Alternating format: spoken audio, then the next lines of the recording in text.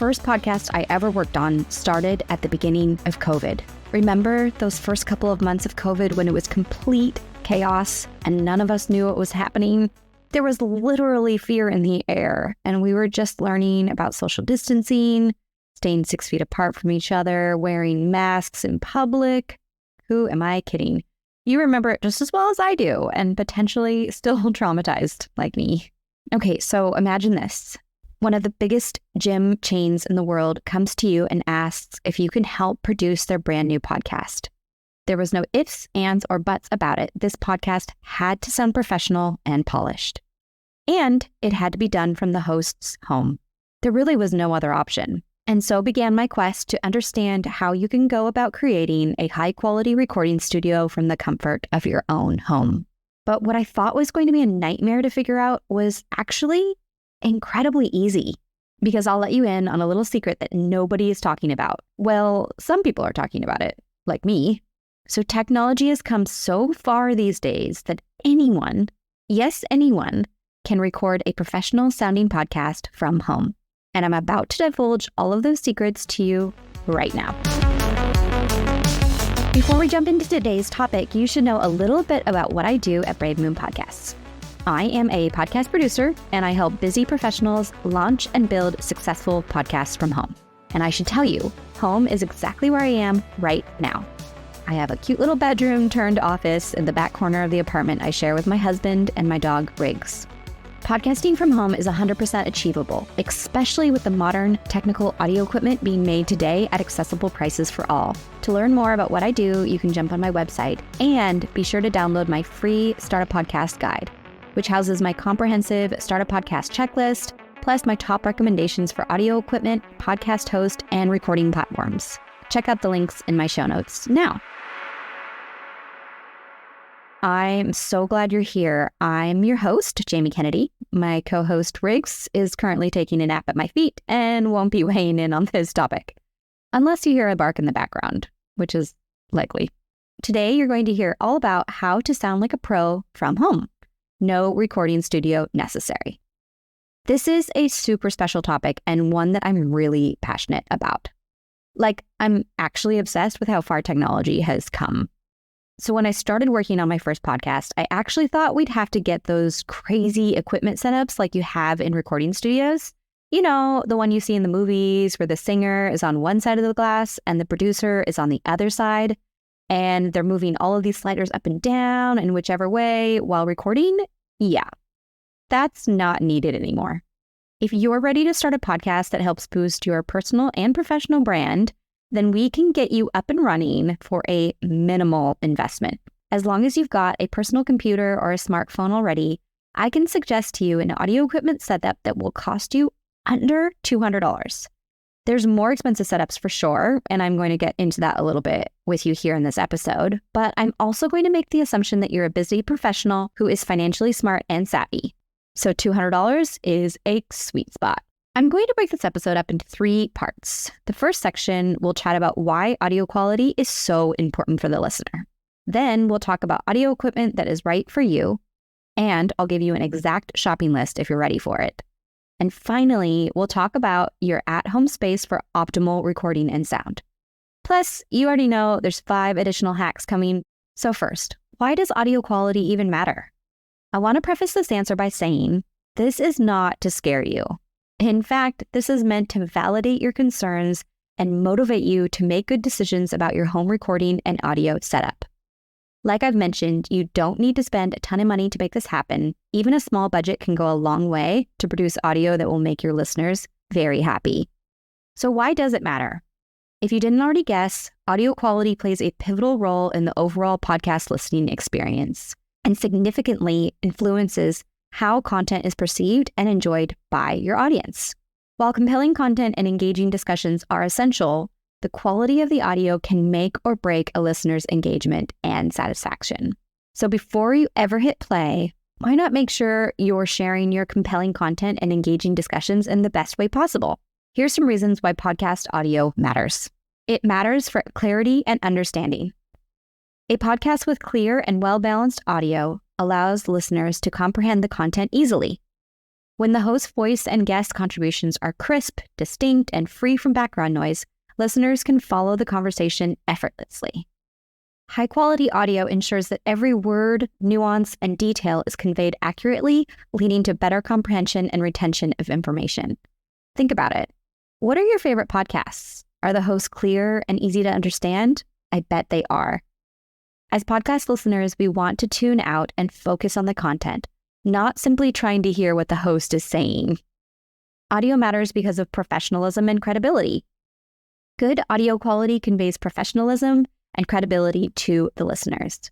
When the production value is high and the audio is clean and polished, it creates a positive impression of the podcast and its hosts. Professionalism in audio quality can enhance the perception of the podcast's overall quality and make listeners more likely to trust the information being shared. Now, this isn't to say you can't still be authentic and honest about your situation. If you're recording from home, be sure to mention it. Listeners want to find connections with you. They want you as the host to be relatable. In fact, if you want to hear the perfect example, go check out Glennon Doyle's first ever podcast episode for We Can Do Hard Things. At the very beginning, she actually says she is in her closet because it gets the best sound. I personally loved that moment, and it has stuck with me for ages. Did she sound professional and credible from her closet? 100%. But you can still call out your most relatable qualities about you, like recording your podcast from home. Audio matters because of immersion and engagement. High-quality audio has the power to immerse listeners in the podcasting experience. When the audio is clear, immersive, and free from distractions, listeners can fully engage with the content. It allows them to focus on the conversation, connect with the hosts and guests, and get lost in the narrative. Immersive audio quality enhances the emotional impact of the podcast, making it more memorable and enjoyable for listeners. Audio matters because of enjoyment and satisfaction. Listeners seek out podcasts for entertainment and enjoyment.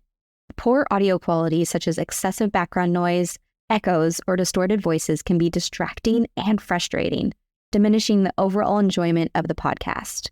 On the other hand, high-quality audio creates a pleasant and satisfying listening experience, making the audience more likely to return for future episodes and recommend the podcast to others.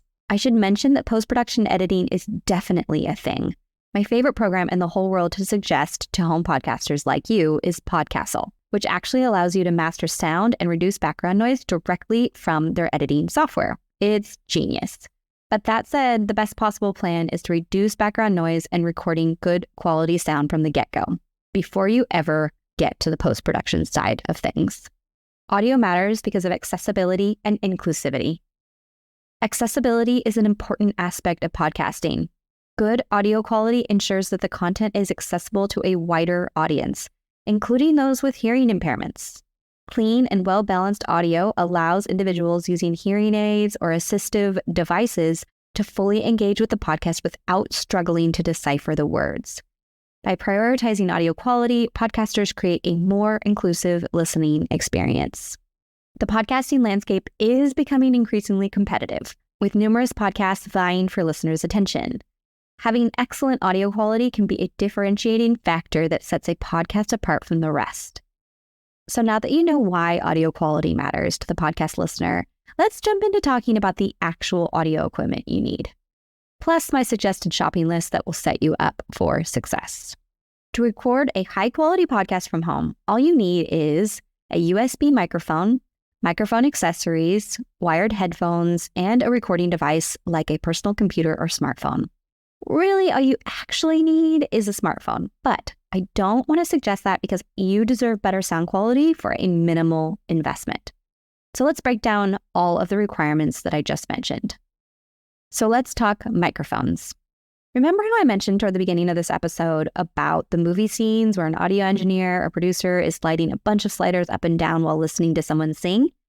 So that's related to something called XLR. And yes, there are fantastic microphones out there called XLR microphones. They give audio engineers and producers a ton of power and control while recording. But you, recording your podcast from home, do not need an XLR setup in order to produce high quality sound. In fact, they add a lot of cumbersome details you don't need for your setup. Instead, I recommend using a USB microphone, which is a newer technology, hence the reason they're not as well known. There are a lot of high-quality USB microphones on the market right now that will make you sound great. And the best part is these connect directly to your recording device, like your personal computer. There are even USB microphones that can connect directly to your mobile phone. So here are my top 3 recommended USB microphones. Number 1, the Samson Q2U for a budget under $100. This microphone is a top choice for podcasters, offering professional-grade sound and versatility. It's easy setup, dual XLR USB outputs, just in case you want to upgrade, and excellent audio quality makes it perfect for capturing clear and professional podcast episodes. Number 2 is the Rode Podcaster for a budget under $300. The Rode Podcaster microphone is a premium choice for podcasters, delivering broadcast quality audio. With its USB connectivity, built-in pop filter, and rich sound reproduction, it's the perfect tool for creating professional podcasts. Number 3 is the Shure MV7 for a budget under $500. This microphone is a versatile choice for podcasters, offering professional sound quality with the convenience of USB connectivity. Its built-in touch controls and headphone monitoring makes podcasting a breeze.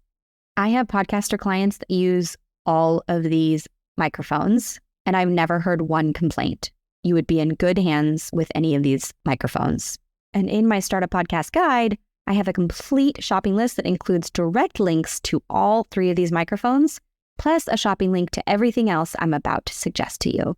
There is a direct link to sign up for that in my show notes, so don't hesitate, just do it. I spent so long researching and diving into the different options here, and I truly feel the 3 setups I'm giving you are the creme de la creme of home podcasting options.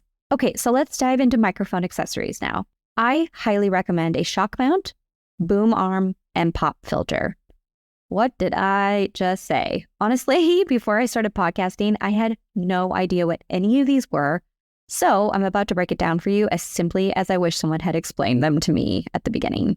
And I will preface all of this by saying you don't have to add these accessories, but they are highly recommended, which I will go into detail about each one, about why that is.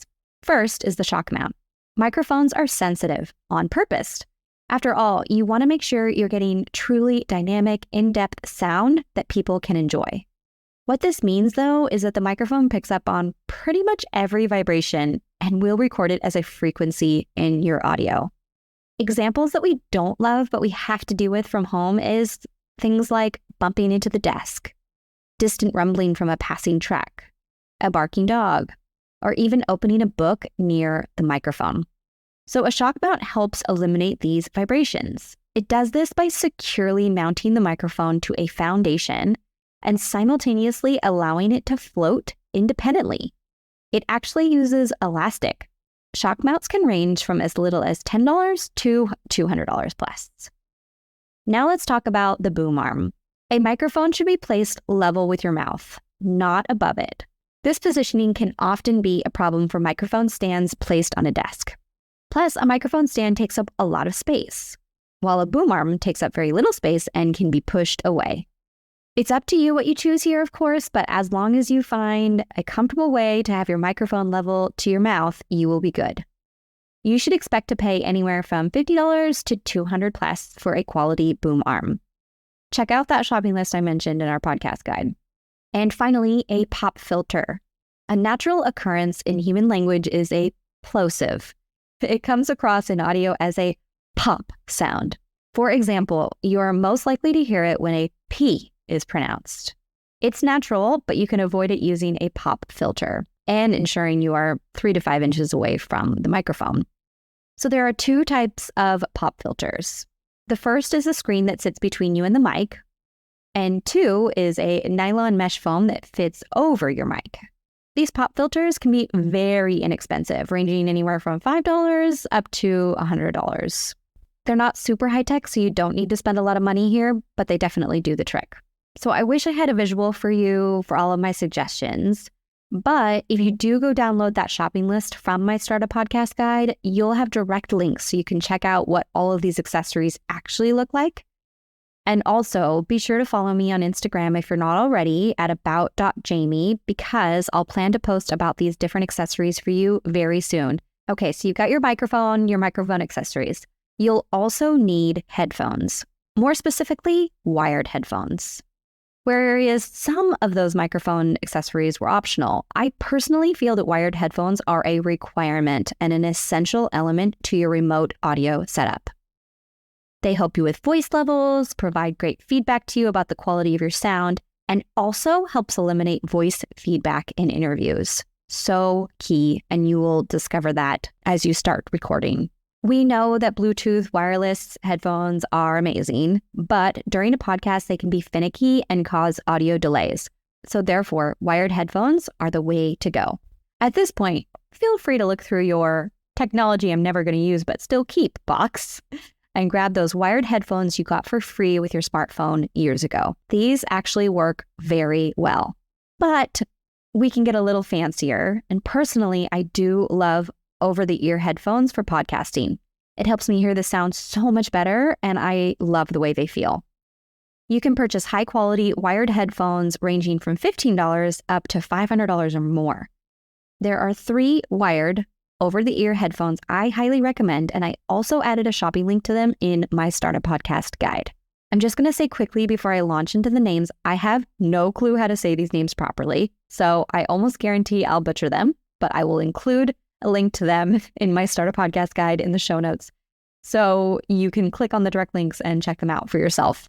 The first is the Beyerdynamic DT770 Pro 32 over-the-ear headphones. Whew, that was a mouthful. First off, I like to name drop my headphones by which cool celebrity wears them too. So for example, Dax Shepard, the podcast host of Armchair Expert, wears these headphones. They have clear sound, a super comfy fit with velour ear pads, and block out noise, making podcasting totally immersive. They're my most expensive recommendation, but only at $150. Compared to like the Bose noise canceling headphones, these are a steal. The second recommendation is the Sennheiser Professional HD 280 Pro over-the-ear headphones. Fun fact, did you know that Joe Rogan uses these headphones? Yeah, they're perfect for podcasting. They have excellent sound quality, they fit comfortably over your ears, and help you hear every word clearly. So you can pick up your own pair for about $130 on Amazon. My third recommendation is the most budget-friendly offer. It's the Audio-Technica ATH M20X Professional Studio Monitor headphones. That was a mouthful. Firstly, they're only about $70. And turns out they are awesome for podcasting. They make sound super clear, fit nicely on your head, and help you hear everything while recording your episodes. If you're ready for those direct links to purchase on Amazon today, download that Startup Podcast guide. Link is in the show notes. Okay, so you've got your microphone accessories, you've got your wired headphones. Finally, you need a recording device. Choosing a recording device is easier than you think. In fact, you probably already own a device that works for you, and you're probably using it to listen to this episode right now. The key is to find a device with a USB or a USB conversion input so you can plug your microphone into it. So your personal computer, smartphone, or iPad can be a recording device. Let me clarify here, it is a recording device, not a microphone. Can you use a personal computer, smartphone, or iPad as your microphone? Yes, absolutely. But it's not my first recommendation because it won't produce better audio quality than one of the USB microphones that I've already recommended. Personal computers and smartphone microphones tend to make your voice sound hollow and can pick up the excessive background noise. So when you record, set your outputs to pick up your external microphone, not your computer's microphone. So you'll use your recording device with a program such as Podcastle to record your voice, which then saves as a WAV file or MP3 file, which can then be edited and distributed using Podcastle and Acast. I am going to do an entire episode on editing and distributing your podcast, in which I'll dive into more details about your editing and distribution platforms. But for now, you can definitely check out my show notes as I will include links to Podcastle and Acast for you to learn more about those programs. And here's one extra tip. Every recording device has a different set of inputs and connections.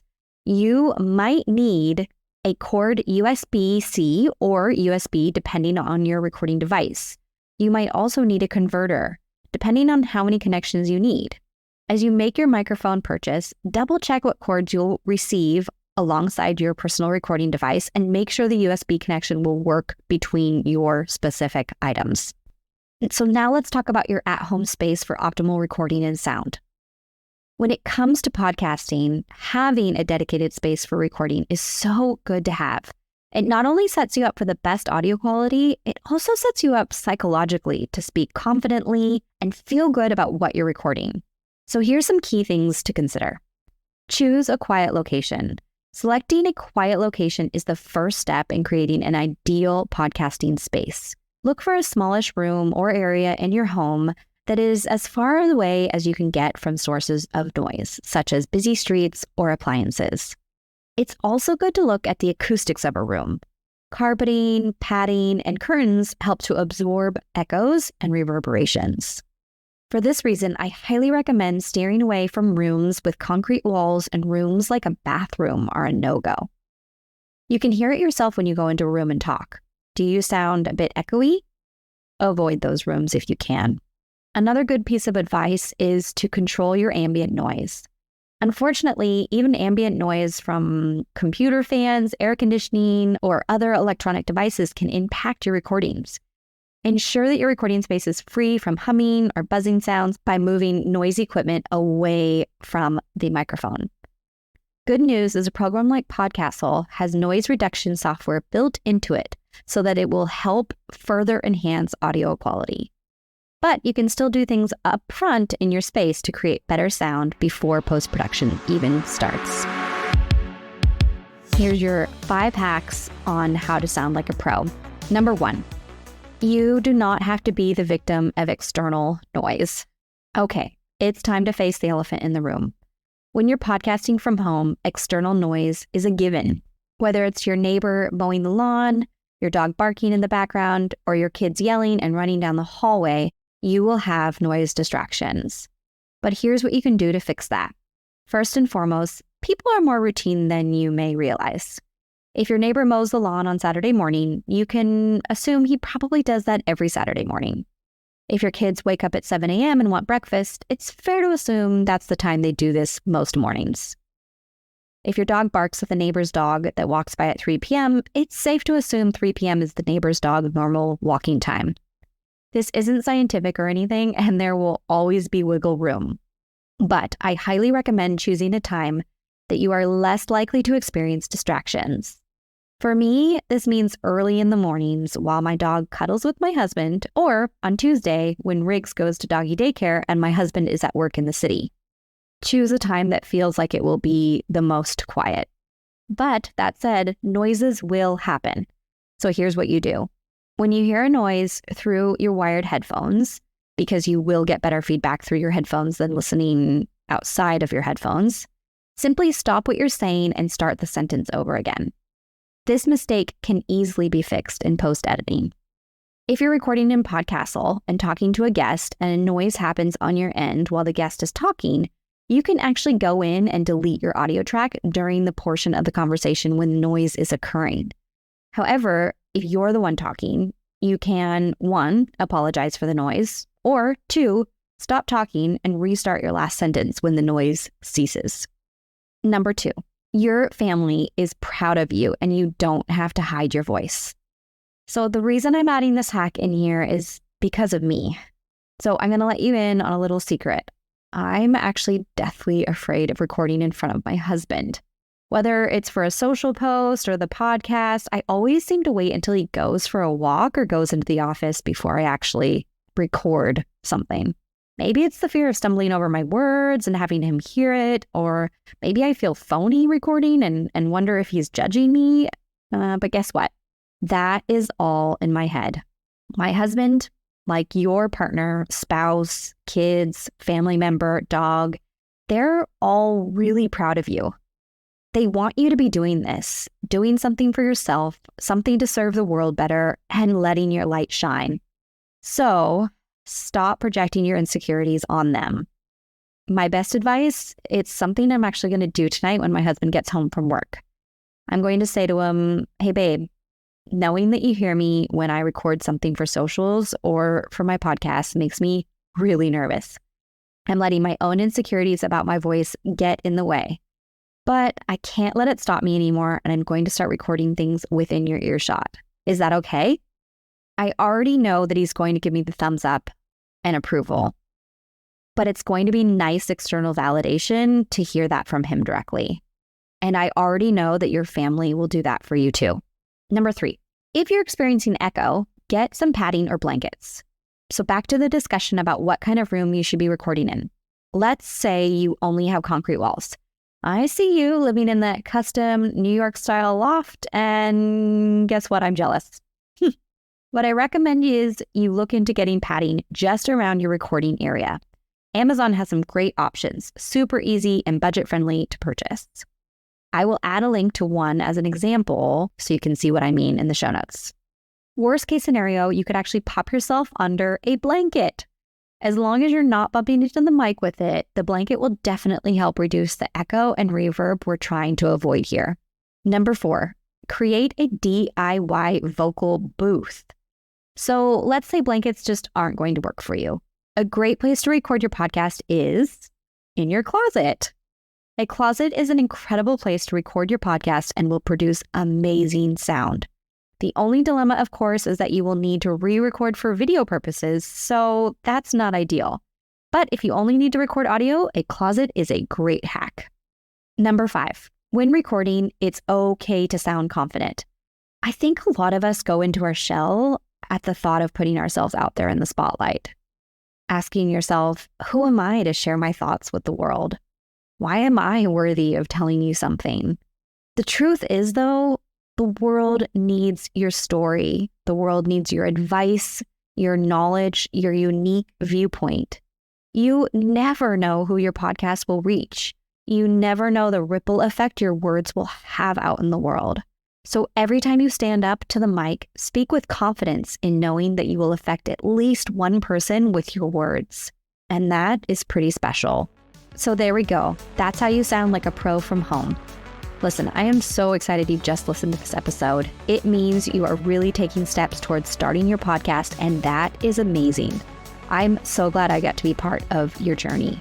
If you have interest in working with me directly via a coaching session or my interactive training, please reach out to me today.